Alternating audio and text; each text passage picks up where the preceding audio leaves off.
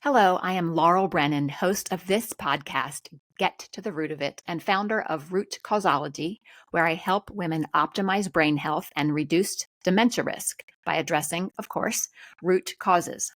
Today on the show, you will meet Dr. Deanna Minich, an internationally recognized health expert in nutrition and functional medicine. She is an accomplished teacher, artist, and author of multiple books, including Whole Detox, a 21-day personalized program to break through barriers in every area of your life. In Whole Detox, she emphasizes the comprehensive path to cleansing and nourishing the whole self by blending ancient wisdom with modern science to address many chronic health issues, including fatigue, inflammatory conditions, and brain fog. In her book, she directly covers 7 of my top 10 brain wellness tips. And you can get that resource called My Top 10 Brain Wellness Tips as a guide, a quick start guide to optimize your brain health now and reduce your dementia risk later. You can find it at www.rootcausology.com/top10. Again, that is www.rootcausology.com/TOPTEN. Now let's dive into the conversation with Dr. Deanna Minich.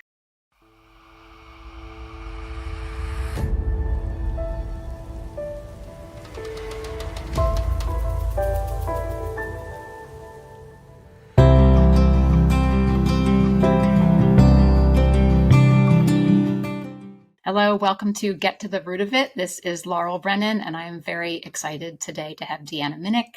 I'm just going to read a quick bio, and then we're going to jump right in. So Deanna Minich, PhD, is a nutrition scientist, educator, and author with over 20 years of experience in academia and in the natural product industries, currently serving as the Chief Science Officer at Symphony Natural Health. She has been active as a functional medicine clinician in the clinical trials and in her own practice, Food and Spirit. She is the author of 6 consumer books on wellness topics, 4 book chapters, and over 50 scientific publications. Through her talks, workshops, groups, and in-person retreats, she helps people to transform their lives practically and artfully through nutrition and lifestyle. You can visit her at www.deannaminich.com. It's DeannaMinich. Welcome. Thank you so much for being here. Oh, lovely to have this conversation with you. Thank you for having me.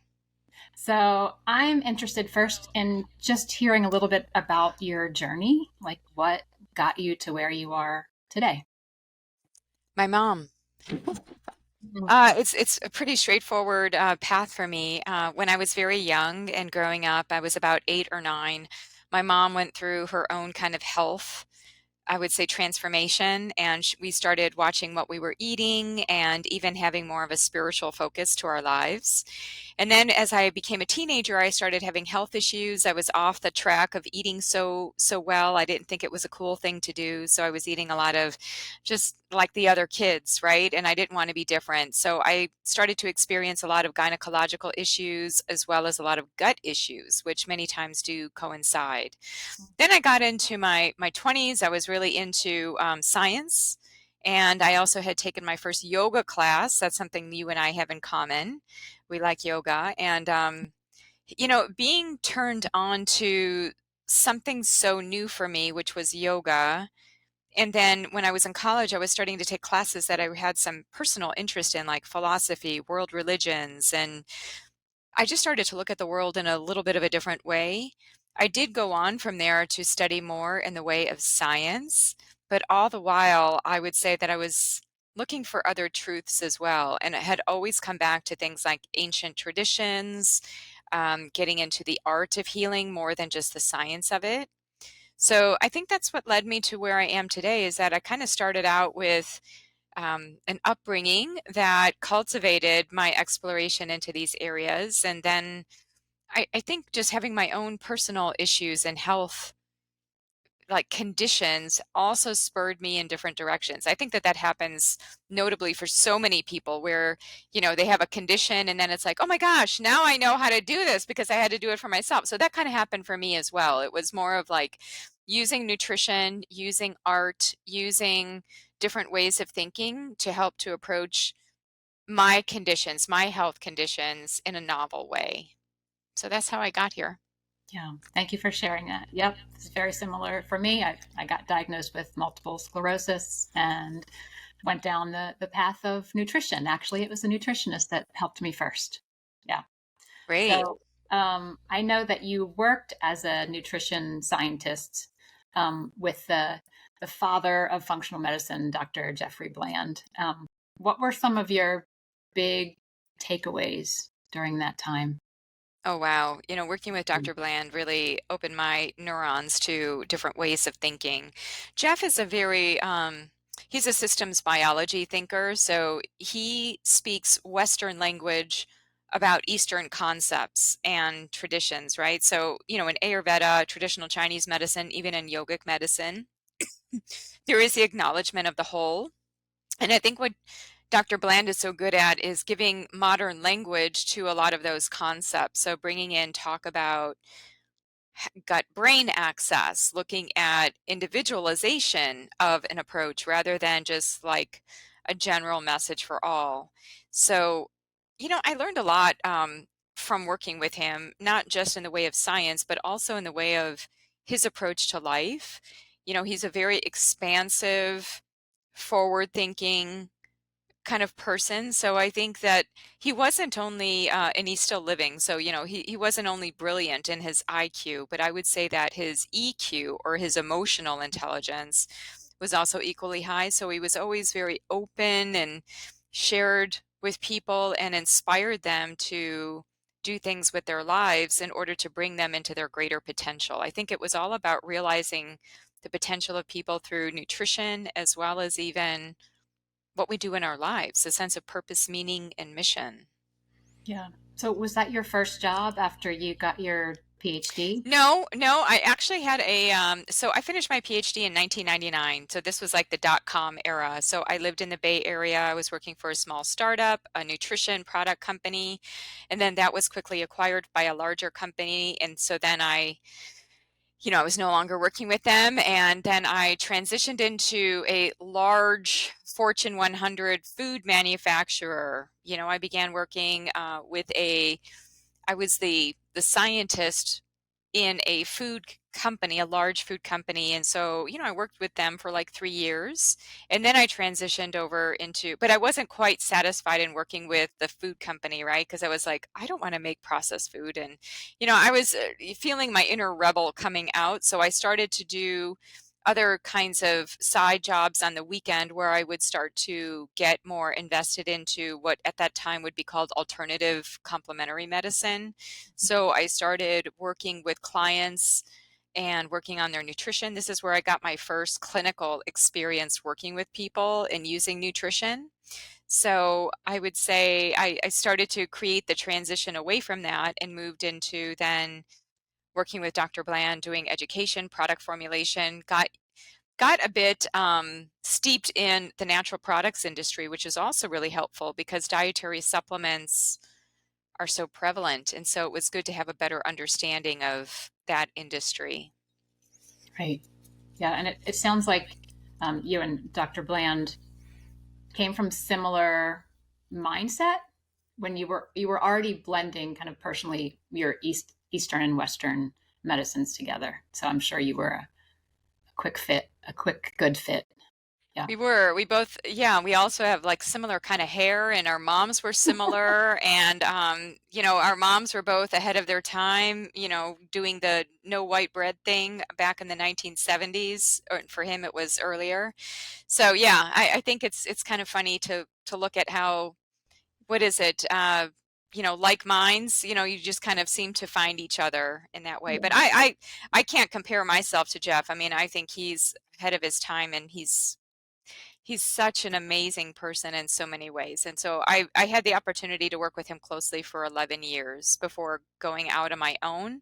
But I still stay very much connected with him. I just saw him at his conference and just gave a presentation there, and then I'm going to see him for dinner in 2 weeks. So, I'm still connected to him. That's awesome. I'll share how I found you.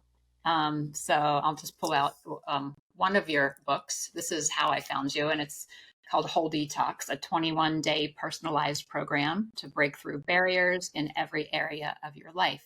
So I was preparing for a yoga, and I know we both don't like this word detox, but it translates to the general public.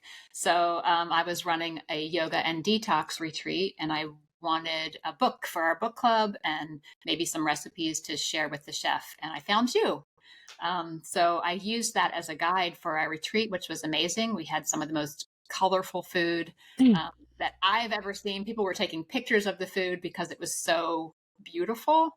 The chef was appreciative because it opened her eyes to new recipes and, just the benefit of all the color. But then, as I'm preparing for this podcast, I started digging a little deeper. I'm like, oh, well, she's written more than just this book. There's a whole bunch of stuff we could talk about. And I saw that since 2013, you have been part of the faculty for the advanced practice module in environmental health at the Institute for Functional Medicine. And you've been teaching a graduate level course in metabolic detoxification. And I just wanted to ask the question, do those two things intertwine, overlap, go together, like metabolic detoxification, environmental health? They're like different words for the same thing. Environmental health really speaks to more of the planet and kind of the situation of what we're up against. So having certain toxicants circulate through food, air, and water. And then there's also the connection to human health. And then the metabolic detoxification is actually in the micro level, the person level, to say like, okay, metabolic detoxification is how we're getting those things out of the body and how we eliminate them. So they're part and parcel of the same thing. One is the macro, one is the micro. And it's funny that you happen to mention those because those two programs are actually interconnected. So the university is also in collaboration with the Institute for Functional Medicine. So, and I just got through teaching for that Institute for Functional Medicine environmental health module. So, there's always a new toxin on the horizon, so to speak. And I would say that this year, one of the areas of focus for that module is we started talking about artificial blue light at night and how, in my view, this is my take on it, I think it's one of the most societally accepted endocrine disruptors that we're up against. Many people know that plastic is bad. They know that heavy metals are bad and mercury. They think of that in fish and, there's recognition of that. But many people do not realize that electricity, this electric light at night that is blue light enriched, can actually be endocrine disrupting to pineal production of melatonin, to the thyroid gland's production of thyroid hormone, to the different reproductive hormones of the gonads, and also it's disturbing to the adrenals. And so I'm it's interesting how toxins come and toxins go. And there's, for some time, everybody was talking about mold and mycotoxins and, but I do think we need more visibility around artificial blue light at night. Most people wouldn't see that as something that's invasive because it feels like it's outside us, but it's not outside us, having that light to our eye changes the brain, which changes the signal to the endocrine system. So I think it's something, it's almost like, you do retreats and so do I. It's like we need a darkness retreat. We get so much light. And I think from the pandemic, there was an awareness around sunlight and vitamin D. We got it. People were outside, they were in nature, they were hiking, walking, and spending more time with pets outside. But what we don't get is that we also need equal amounts of darkness. Maybe 16 hours of different gradations of light, but then that 8 to 10 hours, depending on the season, we need to start to transition into full darkness and red enriched light rather than blue enriched light. So I think that is becoming more and more common, that we're getting this in children. My bigger concern too is we look at children who haven't gone through puberty having all of this exposure on devices. I mean, look at even through the pandemic too, all of these kids on Zoom. This is like the kids where they're like in the age of the digital, right? Everything is digital. And so, now, parents are feeling like, do I give my child melatonin supplements to get them to sleep at night? Well, what I would say is like, let's just first start with light and dark, proper sleep hygiene, sleeping in darkness, not having exposure to all of these devices so close in proximity to our bedtime. I think that that's really important. We need to start looking at how we live our lives and starting to get more into alignment with the natural rhythms. Yeah, I'm so glad you brought that up. That has not come up in this podcast before. And even though I'm aware of the risks of blue light and how it might impact your sleep, I have never called it an endocrine disruptor. Like that lights my brain up to really think about it as, like you said, I'm concerned about the heavy metals and the mycotoxins, and I do sometimes wear my blue light blocking lights, but also sometimes I'll watch something on my phone before I go to sleep at night, and I know that that's not the best idea. So I just I'm grateful that you highlighted that Mm-hmm. as something to that's my next habit stack is put the phone in another room. And Or wear the blue light blocking glasses while you're watching that Netflix series or whatever you're doing. There are hacks and ways around it. For you and I right now, it's like, morning and we need blue light. So it's not bad to be on a computer like this. It's giving us a bit more than we would naturally have outside, perhaps, or different kinds of wavelengths. But, just wearing those blue light blocking glasses at night could be very helpful. yes, And changing the dimness. I even have my husband's more techie than I am. So he replaced bulbs in our home so that we can actually adjust and like shift the lighting, the hue to make them more red. So like we are almost in a fun house at night where it's like, oh, now purple light in this room and like red orange over there. We can dim it, and that it can be done through an app, which is kind of fun. Or I mean, you just dim everything. You bring the light quality down. And there are certain apps where you can actually measure the light in your surroundings so that you know how much you're getting in the way of light exposure. yeah. My husband's the techie in our house, and we have the same thing. And Yeah. I first found the red light night light because I usually have to get up and go to the bathroom once at night, and I don't want to fully wake up. And Right. the night light is red. That was actually a gift at the retreat last year. For Ah. that was in the gift bag. That has done wonders for me, and I've had people give me feedback on that too. That so they don't get white light or blue light in the middle of the night when they're at the bathroom. Just a Right. just a little hack. Yeah. It is. It's really important because, I was talking with Dr. Terry Walls, who has MS, and, Mhm. because we were talking about melatonin and we were talking about light and darkness. And she said, for people with MS, especially, their stability, their balance can be off. So if they do need to get up at night, you don't want to have a totally dark room. So you do need some way that you can be functional, but yet not suppress your melatonin because you're waking up and you're spending, 5 to 7 minutes in that bright light.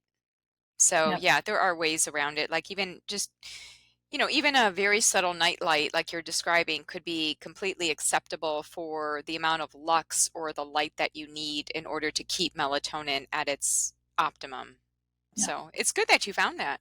Yeah. I wear a mask, a silk mask over my eyes, and then I'll just pick that up just a little bit, and find my way to the bathroom, and right back to bed. So. Perfect. All right. So, can we go back to the word detox and tell us first why you don't like that word? And then we'll use the word anyway because it's what everyone's familiar with. And what are the many ways that we can detox?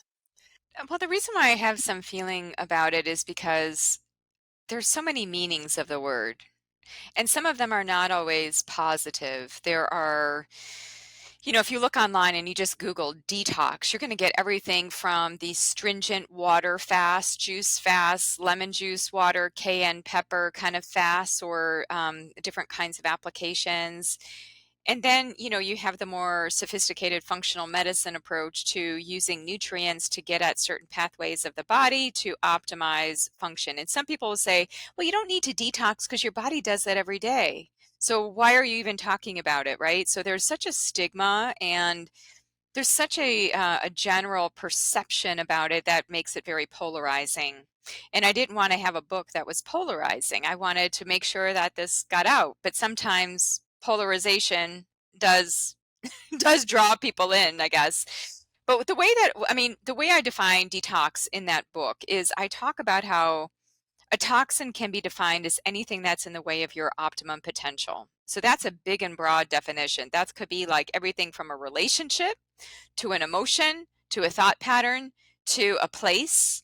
It could be a thing. It could be your water that has arsenic. It could be your personal care products that could be filled with phthalates and parabens. So it's actually a spectrum. And I took a very broad expanse definition to it because I felt like it was getting pigeonholed and it was being talked about out there in the ethers of, like it's seen in one particular way. And yes, everybody detoxifies every day. That's why we poop, we sweat, we pee, we cry, all of those things are there, but not everybody does them efficiently. And not everybody is taking in the nutrients that they need in order to move those things out.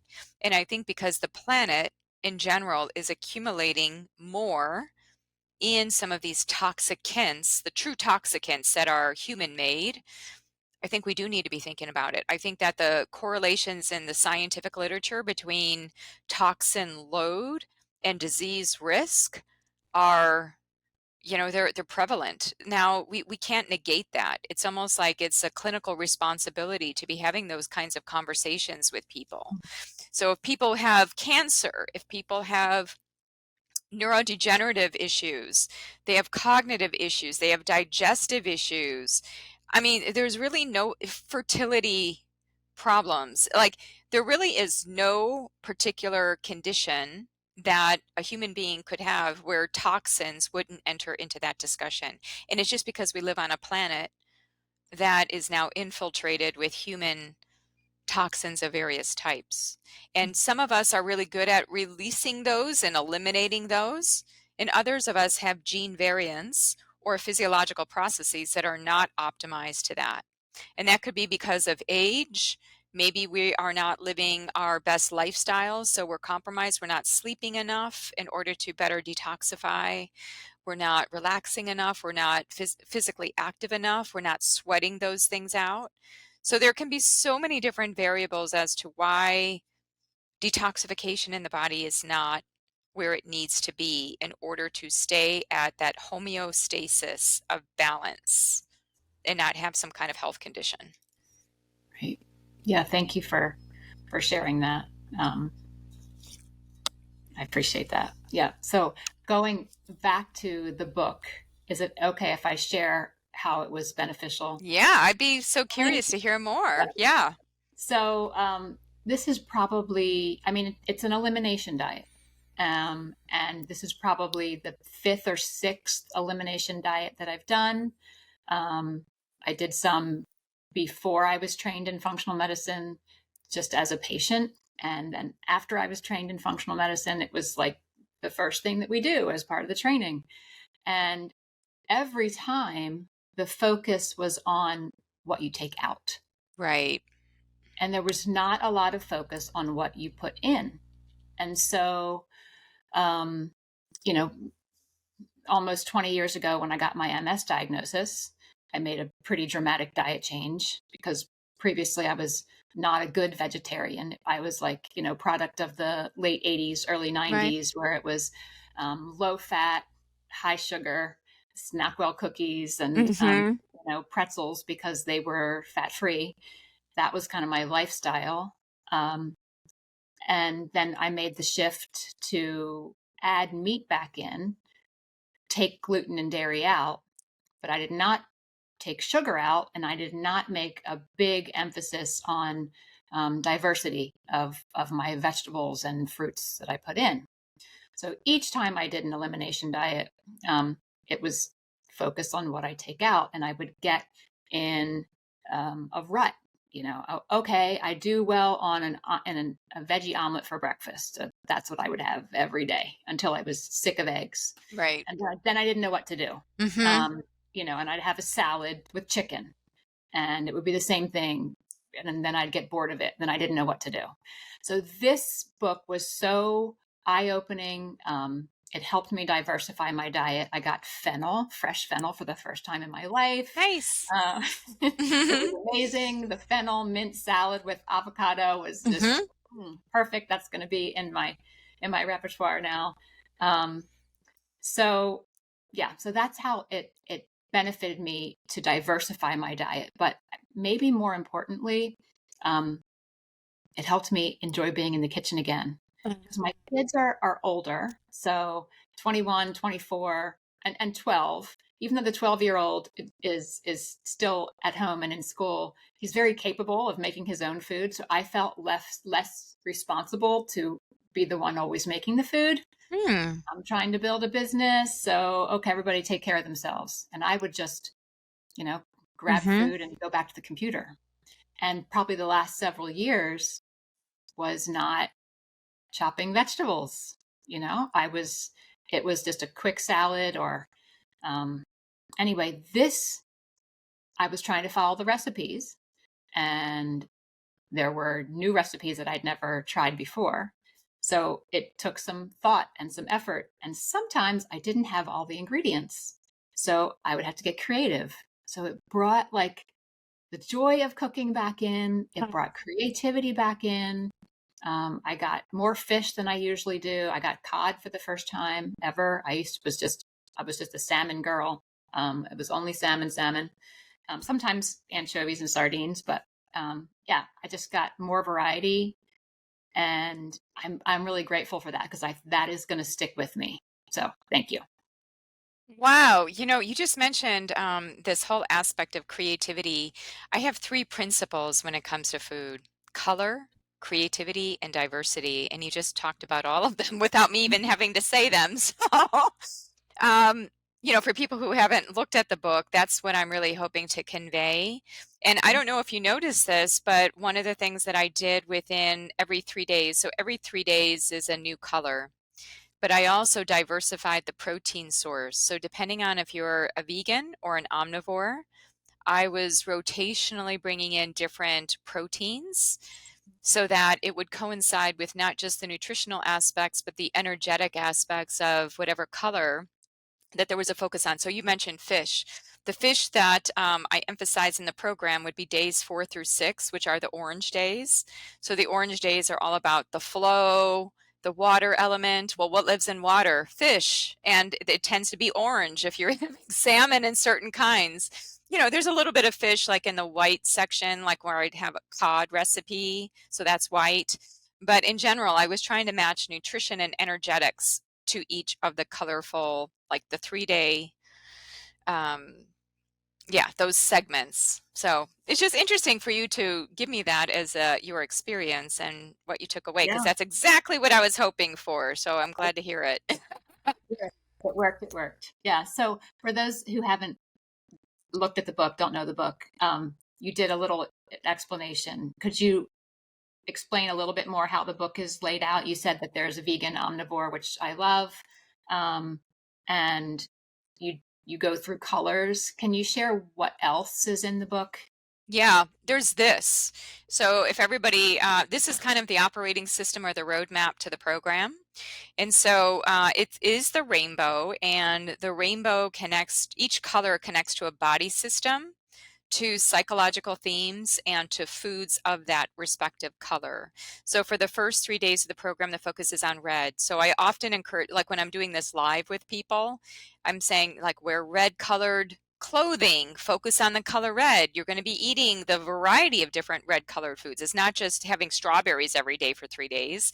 It's going to be raspberries, cranberry. Like I try to diversify even the color within those 3 days. And then we move on to orange, which is more about the reproductive system, focusing on orange colored foods for those days. And also, like I mentioned, the protein sources that would coincide with these body systems.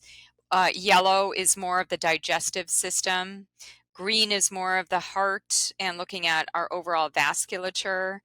The blue-green days, which would be days 13 through 15, are all focused on sea plants, minerals, looking at the thyroid gland. Blue-purple would be the brain, so that would be towards the end of the program, days 16 through 18. And then the final days, even though this is shown in lavender, this is really kind of a white aspect. So this is bringing together all of the colors. You know, white light through a prism gives you the rainbow. So with the final days of the program, it's more about not having so much food, purity, clarification, more fasting, less food coming in, and looking at more of the spiritual aspects. And so each day of the program that is laid out in the book has 7 different offerings. So some people that have done whole detox with me over and over again, they've got the food down. It's like, Deanna, I already know the food. And what I say in the book is that you can do all of those 7 things. And by the way, the 7 things are the nutritional aspects. So the menu, emotions, thought patterns, physical activity, words or affirmations, and then also looking at visualization and a meditation. And for some people, they're drawn to certain of those aspects more than others. So I kind of wanted to give people the locus of control. It's kind of like, okay, if the food feels overwhelming for you right now, just focus on some other piece of it. Maybe you just do the physical activity. And each physical activity is tailored for the, again, the energetics of whatever color that we were on during that flow of the 21 days. And people can do as little or as much as they want. So for some people, they want to do it all. They just kind of run in. And I've actually calculated how much time it would take if you were wanting to do it all outside of preparing the food. You know, it would amount to about 30 minutes a day. And that would be for all of those 7 things. If you just want to do the food part, you know, again, there's the omnivore, the vegan track, because, you know, I'm not wedded to a paradigm of saying like, you must be keto or you must be paleo or you must be vegan or vegetarian. You know, this is for everybody. This is diversity embraced. So I really wanted to make it amenable to people in the ways that would be just more resonant for what their personal needs were.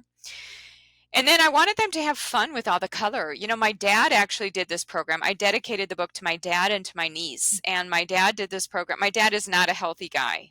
Like my mom is the healthy one. My dad was kind of like along for the ride because he had to be. My mom made the meals as I was growing up, right? So like I knew that if I dedicated this book to my dad, that he's going to take it seriously and he's going to have to look at it. So he did, and he did one of the first whole detoxes with me.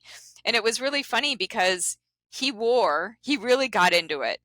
And he would wear t-shirts that would be the color of the day that we were focused on. And he would take a picture of himself. And from just even looking at the pictures, it's like he became a different person. You know, he started off the program kind of sullen and, you know, not really smiling. And he's taking these pictures kind of out of obligation. And by the end of the program, he's like all smiley. And, you know, he's in his white t-shirt and he's like radiant. So it's kind of nice when you have an effect like that, even on your own family members, because usually a prophet is not seen in her homeland. It's like, you got to go outside of that for a bit and like hear it from somebody else. But it was great to have my dad do it and have the results that he did. And so, you know, that's what it's about. It's about, you know, not making food difficult for people, but inspiring. You know, I think one of the reasons to bring in color is because people are so fatigued and also analytical when it comes to calories, slicing and dicing and intellectualizing everything that they're eating, myself included. I mean, that was part of my academic journey, was to slice and dice food to understand it and like research it. But, you know, there's a point of like living life and how do you make something sustainable? And I felt like the rainbow carried through this message of, you know, something hopeful, The rainbow is a symbol of hope and inspiration, even good luck in certain, I kind of looked at like, how is the rainbow viewed throughout different cultures? And it's a symbol of promise. Like it's something that is, I just look at it as being beautiful and diverse, and it connects the physical with the non-physical. It connects, if you will, the sky and the earth. In some ancient traditions, we would look at that as, heaven and earth, or just metaphorically looking at the physical and the non-physical. So to me, the rainbow was just like, it nailed it. I just felt like it has to be the rainbow. Eating doesn't have to be complicated. Yeah, that's so perfect. I hadn't thought of all of those things that you shared, but I mean, I was just thinking of different colors carry different nutrients, which is also true. And I Mm-hmm. want you to Mm-hmm. share some more about that. But I love like the whole picture, the whole picture. That's cool. So color in terms of nutrition and different phytonutrients, can you share a little bit about why a variety of color would be beneficial in our diet? Yeah, and that actually comes from the science. The scientific studies out there would suggest that dietary diversity actually is associated with better nutritional status, better reduction of toxic exposures, because when you diversify something, you don't concentrate something. So you're actually rotating, and it's a protective mechanism against anything that you would potentially have in the diet that could be toxic, or even a nutrient can become toxic if we have too much, right? So it's kind of protection in its own right. But then also the studies on dietary diversity show better mood, better cognition, less chance of things like falls and fractures, uh, better gut microbiome, better immune markers, just overall. I mean, if I look to nature, whenever I have a question like that, I'm just wrestling and grappling with, I always think, how is that done in nature? And nature does encompass this view of diversity, complexity. So changing things up, I think, is good. And one of the things that I didn't talk a lot about in the whole detox book, but I do have other pieces where I talk about this, and it's how there's kind of a phytonutrient signature within nature. And this is a loose signature. It's kind of loosely conveyed. But in general, when I think of red foods, I think of the immune system and inflammation. Either red foods can increase the inflammatory response, or they can help to quell it. Orange foods, I think of carotenoids. I think of the studies on consuming orange fruits like mandarins, tangerines, persimmons, things that are high in carotenoids that would be beneficial for things like, in women, ovarian health, or even reproductive health in general. Yellow foods, thinking of the different types like bromelain, a proteolytic enzyme that you find in pineapple, or prebiotics, fibers that you would find in squashes, or even things like ginger, where you have things that help the stomach with gastromotility. So, I was kind of seeing that there was a code to these colors in food. Green was all about, like, if we think of leafy greens and you just even look at a leafy green, you see the cardiovascular system. At least I do. I see blood Hmm. vessels, right? I mean, Yeah. that's not me. That's like the doctrine of signatures that goes way back. But I have the science to know that, wow, well, within those leafy greens, you get magnesium, you get folate, you get vitamin K1, you get nitrates. All of those things are really important for transport of blood, circulation, opening up the vasculature, right? It's essential.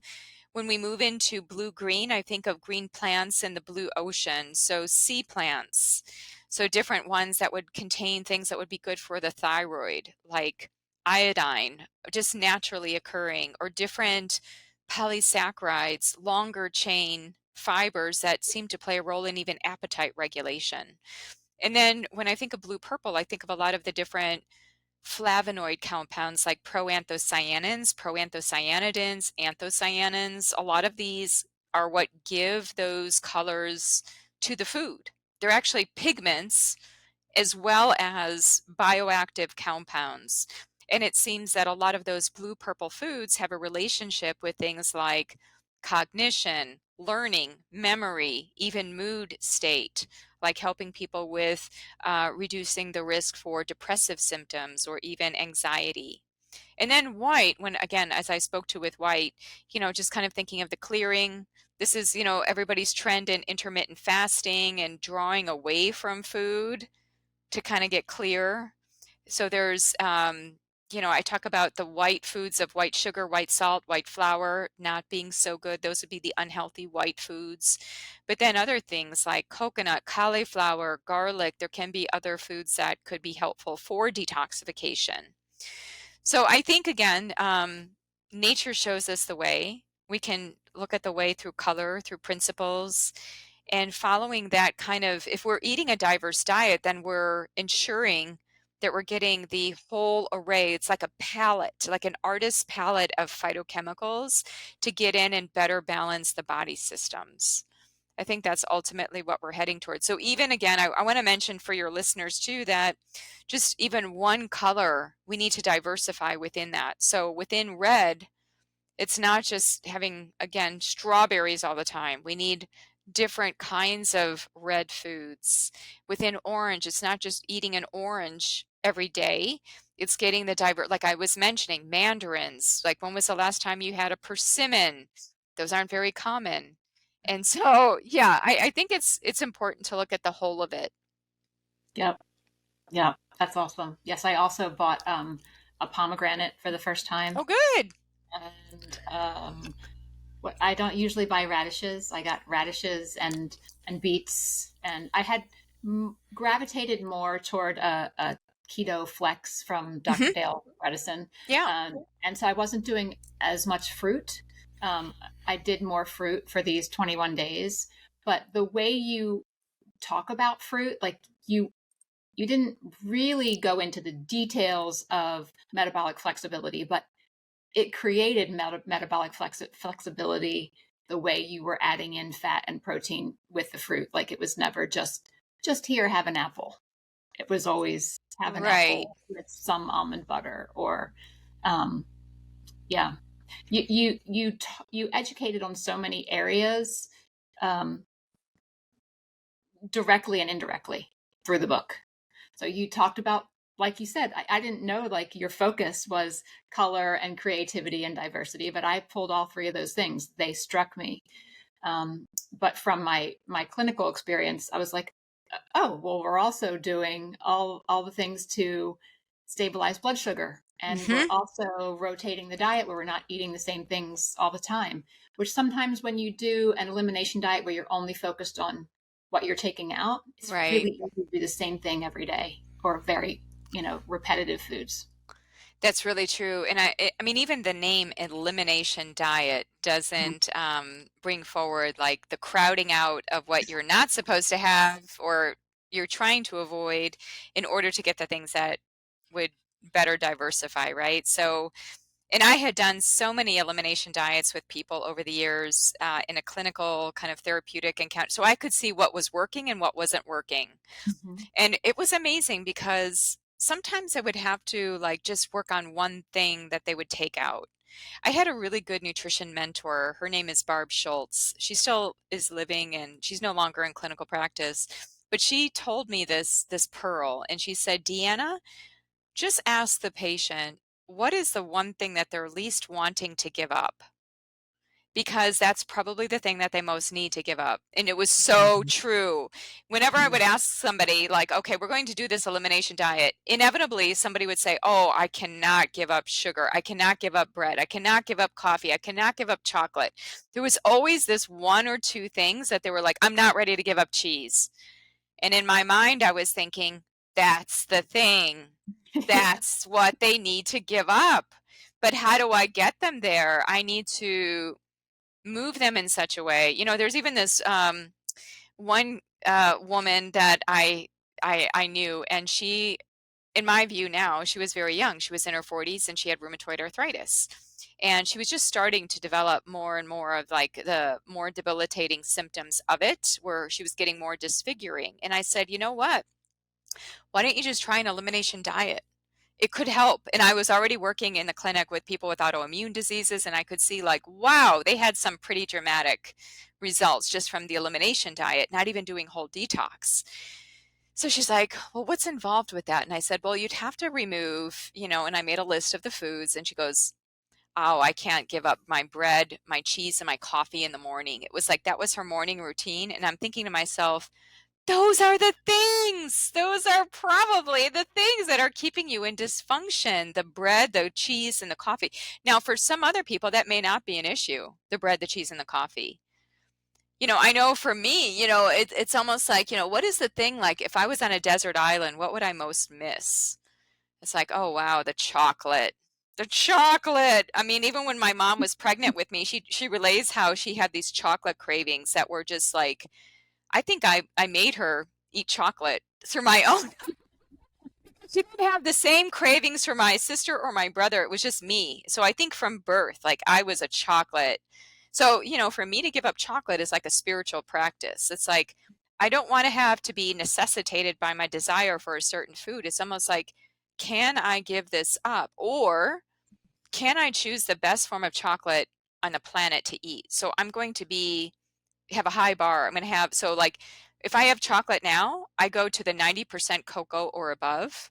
I'm hardcore on it. Like, I don't even go for the sugar, the dairy, or anything else in it. To me, there is something about those flavonoids. There's something about when I eat chocolate that change. It's not even like a cup of coffee.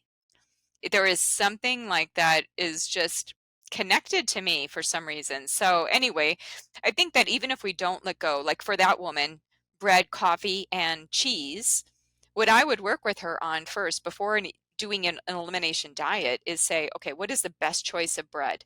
What is the best, most premier, high quality cheese you can have? And what is the best, least toxic form of coffee you could be drinking on a daily basis?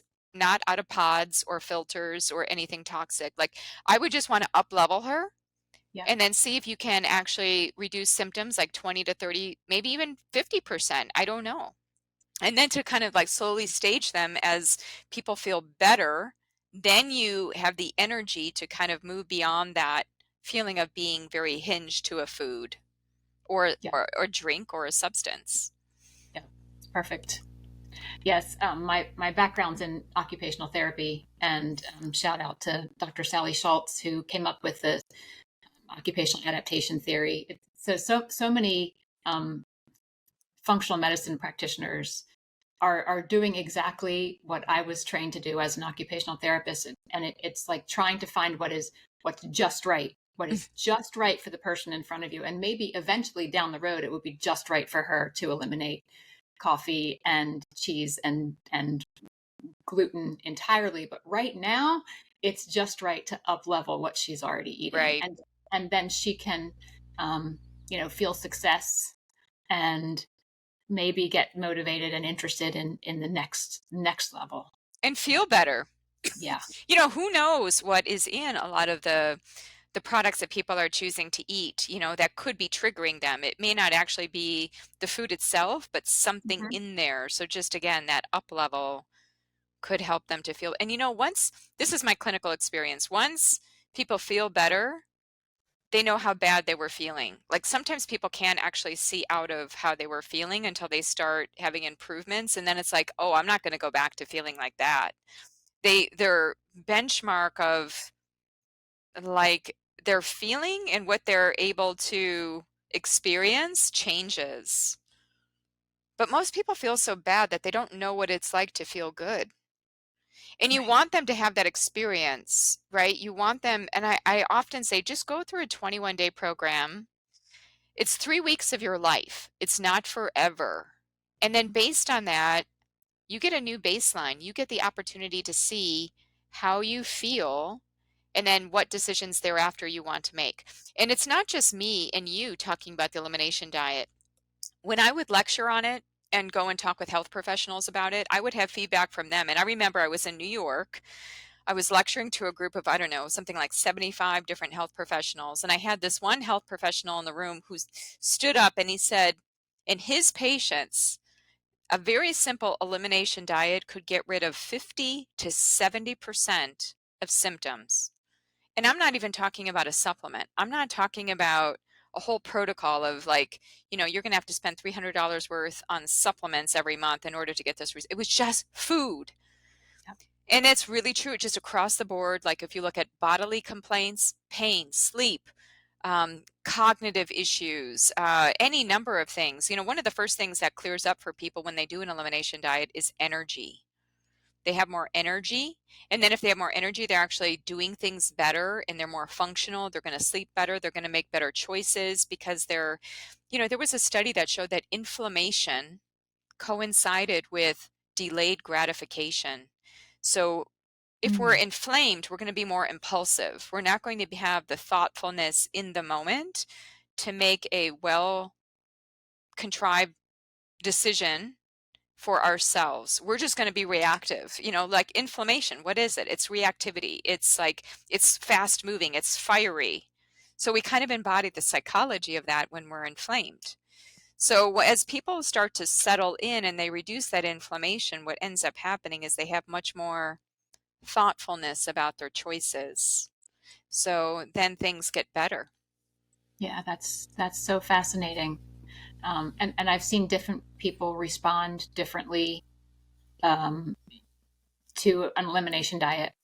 My husband has gone through it with me a few times, and he is not really as focused on health. It's kind of like your mom and your dad, right?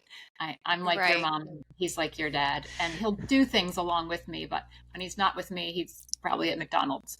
And he doesn't feel well the first few days, so he'll be headachy and body achy and tired, and I'll have somebody else who is already pretty focused on health, and like by day 4 they're like, oh my gosh, my energy is through the roof, I feel amazing, so everybody kind of moves through it differently, but across the board, everyone that I've worked with that has gone through an elimination diet feels better at the end than they did at the beginning. 100%. Inches, they have improved energy, their digestive system is better, their skin is better. Yep. Someone recently, she was having like a lot of dry and itchy skin. That has gone away. Like she's so excited about that. That's great. And I think the hardest part is like the first 7 to 10 days. First, if people can get through the first just even a little bit more than a week. I mean, I had one person who didn't want to go off of the elimination diet. She wanted to stay on it. She actually also had rheumatoid arthritis. And she had such a great result that she was like, I'm going to stay eating like I never want to go back. I don't even want to try to reintroduce foods and see what I react to. I don't want that risk. So I think for some people, they kind of find their own way with it. You can actually, I think every dietary approach we ever put ourselves on, it's like we find out some aspect about ourselves and who we are. It's a personal growth journey as well as it's a nutritional experience. We can't separate the two. How we eat is who we are, and who we are is going to be how we eat and the choices that we make. So I think it shines a lot of light on who we are as people when we all of a sudden embark upon something new like that. Yep. And it's so financially doable. Like the cost of the book and the cost of the food. I mean, you could go to a functional medicine practitioner and do a food sensitivity test, but that's hundreds of dollars. Yeah. And it's not always accurate. Not. Yeah. So I always encourage, if you can do it, please start with an elimination diet. And I'm going to recommend the whole Detox from now on because I love how it looks at color and diversity and creativity. So well, and when I was doing the elimination diet, just like the old mundane way, I was realizing people could get away with having rice, chicken. It would be very lackluster. Like I could see where they could take the elimination diet and turn it into something that wasn't as healthy as it could be. Yeah. So what I did is I took the basic elimination diet and added a nutrient dense overlay through the colors, and I tried to make it more engaging. So it wasn't just like, as long as you have rice and chicken, you're okay. Or, you can mix and match some of those things. But again, that's not going to be as ideal as if you're diversifying and you're having the colors. So that's why I souped it up with this additional aspect, because I was seeing I could see like certain people following the elimination diet were doing it differently and having their own interpretation, because all we would say was just eat everything on this list of food and avoid everything on this list. And I didn't prioritize or really guide. I just would give them a bundle of recipes. And I said, as long as you stick to, you can have as much as you want, just eat whatever's on that list. Well, that gave them the rein to, do different things with that. Right. Right. So that this optimizes the nutrient density, which is perfect. Yeah, you said it well. Yeah. Yeah. So you were one of the authors on a journal article under the Journal of the American College of Nutrition toward the definition of personalized nutrition, a proposal by the American Nutrition Association. And I was thinking, like, this whole detox really is the start, right, of finding your personalized nutrition, what is best for you. Is that true? Yes, I think we need to start somewhere, right? And so, starting with this kind of dietary approach, I think is a good first step. And I think that there are other levels of, I would call it more sophisticated testing and personalization that could be had. One of which is looking at gene variants. One would be taking the whole detox and tailoring it to the season and to the foods in the region in which people live. There could be all kinds of personalized elements that could be added in. So ultimately, that would be the goal, is to shepherd people in a way that first you give them a running start through the elimination diet and having all of these nutrients, and then moving them into, okay, now that you feel so good and you want to feel even better, here are some ways to further optimize. And I do think that, a gene panel is very, very much worth the money, especially if you can work with a practitioner who understands that a bit, because they can help to change some of your food decisions based on what would be better for you. And that's part of metabolic detoxification, actually, is truly understanding how your liver is working at a more genetic level and what genes you have, what might be sluggish, what might be fast, because that's why not everybody deals with, let's just say, coffee in the same way or responds to foods in the same way. It could be because of these enzymes that have genetic variability. So that's a Okay. whole other level of whole detox. Yeah. That's not for the faint-hearted. That requires a lot of navigation. Yeah, that's a whole nother thing. That might be a whole nother podcast, because I know that, I'm a fast phase one Yep. in liver detox. And so I have to be careful that I'm not detoxing too fast. Right. And I have to, I've gotten herxheimer reactions from antibiotics after Lyme, because then I realized later, after I did my genetics, oh yeah, I'm detoxing so quickly, and it goes from slightly toxic to much more toxic, and I can't get it out fast enough. Right. You would need more protein. Okay. Yeah, I'm better now that I'm not vegetarian, and I definitely focus on protein. That was an important shift for me. Yeah. And what else was I going to say? Like one of my elimination diets, I realized that nightshades are not fantastic for me. Yeah. Especially the spicy peppers. I'm the same way. I have a hard time tolerating them. And fortunately, again, nature gives us a lot of different options. So if you can't do red tomatoes, red nightshades of various types, red potatoes, whatever it is, red chili peppers, a lot of these things can be pro-inflammatory, then selecting other red foods to give you that benefit. So, one of the ones I come up against a lot is tomatoes. Like, I don't do tomatoes. And especially if I want to make chili or something like that, many times what I do is I use beets, or I have to find some other substitute, right? So that, but again, it can be done. It just requires more creativity and trying to figure out, what actually works well.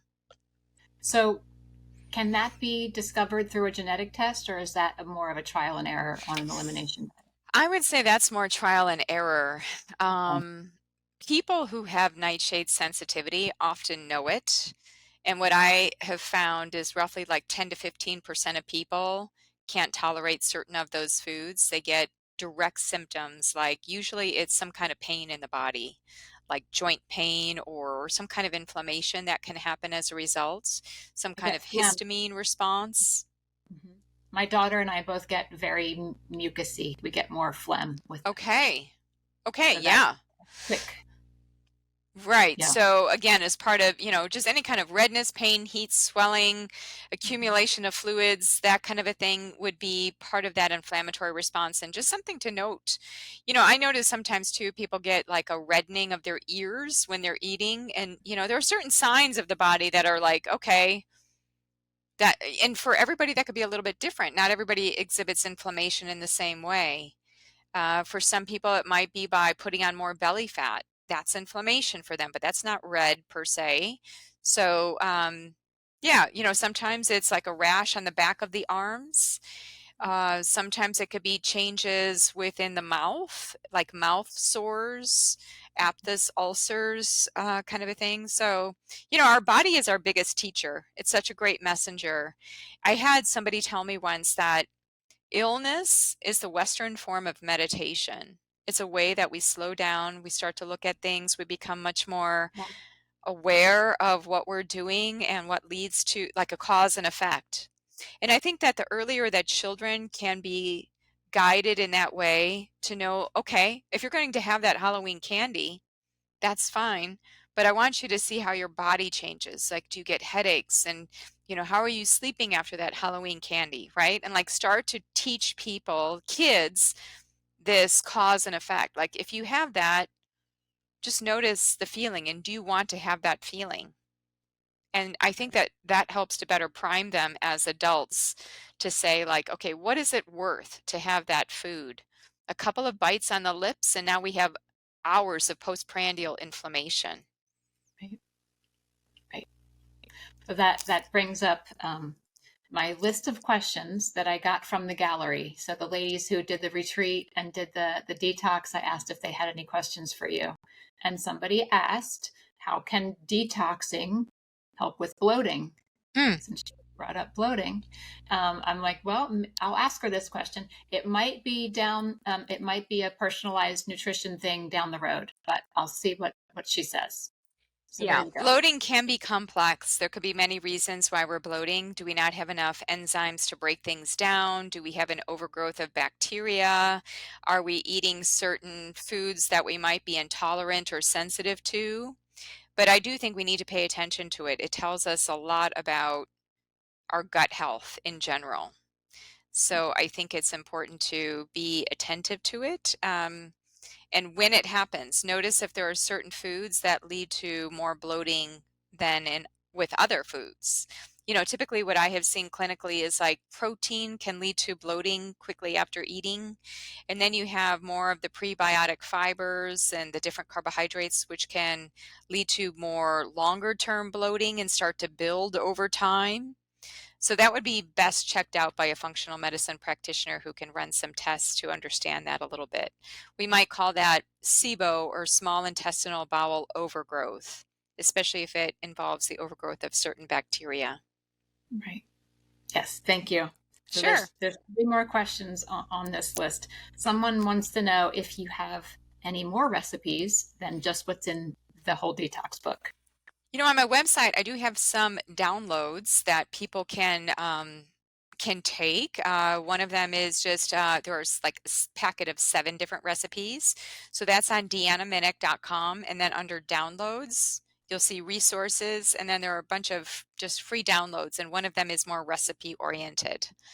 But yeah, I probably need to get on the track with more recipes and getting some together, especially for the holidays. People always ask about those. People love that. Yeah. Yes. And someone else asked, what is a good number of different colors to strive for in a meal, and maybe in a week or a day? Well, in a day, I want people to get all 7. So looking at all of the 7 that we talked about, and then also as part of the blue purple having black, and as part of the yellow having brown and tan. Just aiming for every day. It doesn't have to be at every meal, but every day. And I like to front load my breakfast with a number of colors so that I don't have to think about it so much the rest of the day. And I'm a big breakfast eater, so I tend to pack in a lot during that time. And my breakfasts are very colorful. But every day, the 7. And then as far as the diversity of foods, aiming for at least 50 unique plant foods on a weekly basis. So every 7 days, aiming for 50 unique plant foods. Now that doesn't speak to color, that's more the diversity, but I think that that's also a nice number to strive for. That's great. Ooh, I need to start a checklist. Yeah, I have one. If you go to my website, I actually have the tracker that you can use. Cool. And I describe how to do it because there's a certain way to count that. Okay, awesome. Thank you for sharing that resource. And my question was, the book was copyrighted in 2016, and would you change anything if you were rewriting it today? I would add more. I feel like the information has continued to populate, and I've tracked a number of the different studies. And so I would just want to bolster it with more information, especially for people that are more inquisitive about each of the colors and what they represent. I think the program in and of itself, I think that there's also some space to do like a seasonal program, like how would you do it in spring versus autumn? Mm-hmm. I think the program that's currently in the book is more autumn focused. I think I might have more interchangeable modules because some people don't like to do smoothies or have a cold breakfast. They like to, and what I tell those people is just flip flop it, like have the lunch for your breakfast instead of, vice versa. And I never say to stop the amount of food. Yeah, I would say the program in and of itself, I think is probably what I would still continue with. It's just the information that front loads the program I would be adding to because there's so much that has happened in the course of 9 years or no, 7 years since 2016. Okay, cool. Yeah. So my focus at this point in my career is on brain health. Mm-hmm. So I lost my mom to dementia. I have MS. I'm 50. So Uh-huh. all these things, right? And so how can your colorful whole food recommendation offer brain health benefits? Well, anytime, we know that all the body systems are interrelated. So while your focus might be brain health, somebody else who focuses on gut health, you're still going to have the same outcome, right? There's a gut-brain axis. There is the brain is connected to all the other body systems. So if you're working on your heart and you're working on your cardiovascular system, you're actually going to be helping the brain. So whatever your portal of entry is and interest is, then go with that. Any change that you make will have a ripple through effect. So all of those phytochemicals, many of them, this is where I would be adding to the science. We now know that there's so much more science on polyphenols, helping with brain health, helping with the gut microbiome, so many different pieces to that story that could be fleshed out.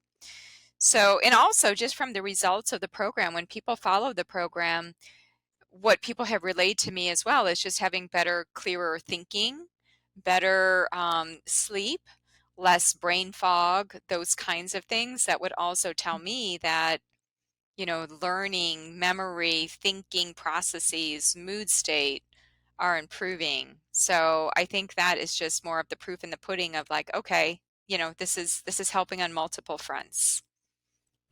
Yeah. Thank you. And before we wrap up with where can we find you and what are you working on now and what's your latest book, I would like to know. So I know I said that I loved that this book got me in the kitchen and chopping more vegetables. But if there is a day where I don't have 40 minutes to prep my lunch, Right. what is your go-to, like a quick, healthy, 5 or 10 minute meal? Well, this is why within the program, I also brought in leftovers. Like for people, I have you make more on a day so that you bring it over to the next day so that you don't have to think so much about it. So I think that that's one strategy. I think making certain things ahead of time and freezing them. Like I know one couple, they make all of their meals on Sunday for the week. If you're really constrained for time, that would be a thing to do. A smoothie is always a great thing in a pinch to put together, and I do them just very intuitively, like a protein powder, a plant powder with phytonutrients, and then tossing in some whole foods. That would also be good. A salad, just, I think it's all about having things on hand. So one of the ways to ensure that you can make something in a pinch like that would be to make sure that you strategically go to the grocery store, get food at regular intervals throughout the week so that everything is right there. And now all of it you have to do is assemble them. So I shop like I shopped when I lived in Europe, which was I'd go to the market like every other day or even every 3 days for a more significant bundle of food to kind of get me through the next 3 days. So I think in like 3 day windows, like that's why the program is designed like that. And that's also why, I'm kind of mirroring it with like shopping. So I think if Right. you have everything on hand, then it becomes a lot easier to do those kinds of things. Agreed. I have learned to love the frozen Alaskan salmon in like individual Single packages, portions, yeah. because then you can take it out the night before and just have it. Or if I forget to do that, I can quick thaw it. Yes. Yeah, that's been super helpful. Are there any canned fishes that you recommend or don't? Yeah, I mean, I do those occasionally too. Those are also good for travel and just in a pinch. I like the Patagonia ones, like there is a mackerel one. So a lot of the smaller fish would be lower in the mercury burden. So mackerel is one, the sardines would be another. So I think that those are good options. Yeah. Yeah, that's easy to keep in the cupboard as well. And Yes. I like to add that just to some fresh greens. Like if I go to the farmer's market, it's inspiring because I can just pick out whatever's fresh, take it home, throw it in a pan. And we didn't talk about this, but I will highlight it that you also share the benefit of cooking at a low temperature. Yes. I probably would go into that in more detail in my next round of that book because yeah, there are hacks, if you will, around, how to actually manage cooking a bit better. And I have some tools again on my site that people can download on cooking tips because that's like one of the number one questions. So that's all outlined. I've got a 2-page kind of the things, or actually I think it's a 1-pager. I think I got it all onto one where you can just get some of the tips there. Yep. Yeah. What is the AGE stands for? AGE. The advanced glycation end products. Yeah. So you were minimizing that for us. 100%. Yes. Right. With low temperature and all of the herbs and the spices that are going with the meat. So everything tastes so much better with all of the herbs and spices. That's another thing that I benefited from over these 21 days. Lots and lots of flavor. Yes, and So good healthy phytochemicals as part of that. yes. Definitely. Okay, well, we've talked for a long time, and I'm greatly appreciative for your time. So, share, if you would, what you're working on now, how people can find you, and so that we can all stay connected with you. Super. Thank you. Everything that I'm doing is on my website, including my events, so deannaminich.com. I'm working on lots of different things. I think in the next year, you'll see some of those things come to fruition. Lots of writing right now. That's kind of my thing. So, yeah, doing more travel. I'm starting to travel again. So I've had kind of a pause for some time, but I'm back to speaking, traveling, doing retreats like you. So, but again, everything is on the site. So people can stay in connection that way and also to sign up for my newsletter, which they can also access through the website to sign up. That would give you kind of more on the pulse of like week by week, some of the things that I'm doing. Fantastic. Yeah. Thank you for sharing all of your wisdom and knowledge and energy and love. We feel your love. Aww. I'm glad to hear it. I'm so glad because that's another part of all of the color, right? It's just expanding into that. Thank you so much, Laurel, for having me. And thank you for sharing your whole detox experience. It's great to hear.